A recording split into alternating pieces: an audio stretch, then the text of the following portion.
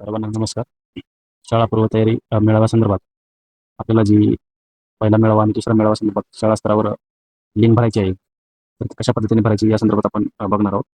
तर आपल्याला जी लिंक दिलेली आहे, जी कनेक्ट प्रथम इन्साइट्स, ती आपल्याला डिस्क्रिप्शनमध्ये पण दिलेली आहे. तर त्यावर आपल्याला क्लिक करायचं. शाळेच्या लॉगिनसाठी आपल्याला डायस कोड या टॅबवर क्लिक करून आपल्या शाळेचा डायस कोड टाकायचा आहे आणि लॉग इन करायचं आहे. आपल्याला पहिले पाऊल यावरती क्लिक करायचं आहे. त्यानंतर आपल्याला मेळावा 1 आणि मेळावा 2, तर आपण सध्या मेळावा 1 भरत आहोत. तर मेळावा 1 या टॅबवर क्लिक करायचं आहे. त्यानंतर आपल्याला जिल्हा, तालुका, केंद्र आणि शाळा हे नुसार आपल्याला त्यामध्ये आलेलं असेल. आता जी माहिती भरायची आहे ती मेळाव्यात सहभागी व्यक्तीविषयी, त्यामध्ये एकूण स्वयंसेवक किती होते, एकूण माता पालक, दाखलपात्र मुलांचे माता पालक किती उपस्थित होते, त्यानंतर एकूण शिक्षक, एकूण अंगणवाडी सेविका आणि शासकीय अधिकारी जर उपस्थित असतील तर ते पण आपल्याला टाकायचं आहे. आणि याच्या व्यतिरिक्त जर कोणी इतर व्यक्ती उपस्थित असतील तर ते पण आपल्याला याच्यामध्ये टाकायचे.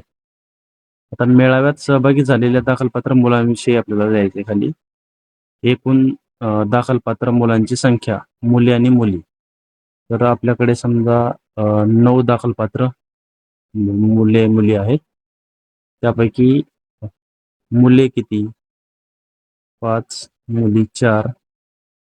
त्यानंतर वरील दाखलपात्र एकूण मुलांपैकी मार्च 2026 मध्ये अंगणवाडीमध्ये नामांकन असलेल्या विद्यार्थ्यांची संख्या. 9 पैकी किती मुले अंगणवाडीमध्ये त्यांचं नामांकन होतं? 7. त्यानंतर पुढचं आहे 2026 मध्ये खाजगी शाळेत नामांकन असलेल्या विद्यार्थ्यांची संख्या 1. त्यानंतर वरील दाखलपात्र मुलांपैकी 2026 मध्ये सरकारी पूर्व प्राथमिक शाळेत नामांकन असलेल्या विद्यार्थ्यांची संख्या 0 करूया. आणि त्यानंतर आहे 2026 मध्ये कुठेही नामांकन नसलेल्या विद्यार्थ्यांची संख्या 1 टाकूया. दाखलपात्र मुलांच्या माता पालकांचा स्वतंत्र गट बनवला आहे का? जर बनवला असेल तर होय, नसेल तर नाही करायचे. जर होय आपण केलं तर एकूण किती गट स्थापन केले? 2 गट. शाळा पूर्व तयारी व्हॉट्सअप ग्रुपमध्ये दाखलपात्र मुलांच्या किती माता पालकांना सहभागी केले आहे?